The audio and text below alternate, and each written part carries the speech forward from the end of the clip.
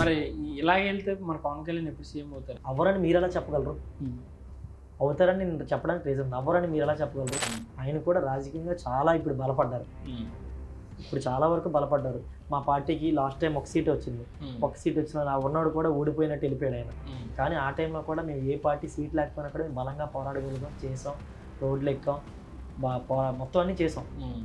ప్రజలు గుర్తించారు. కళ్యాణ్ గారు కూడా ఆత్మహత్య చేసుకున్న రైతులు సొంత డబ్బులు ఇవ్వడం, మాకు 5 లక్షల రూపాయలు బీమాలు చేయించడం, మంచిగా చేశారు.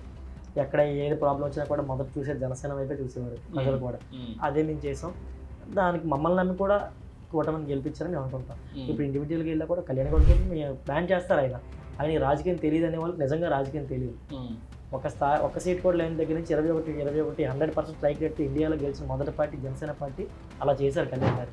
అలా చేసిన వ్యక్తి సీఎం అవుతారని గ్యారంటీగా మేము చెప్పగలం.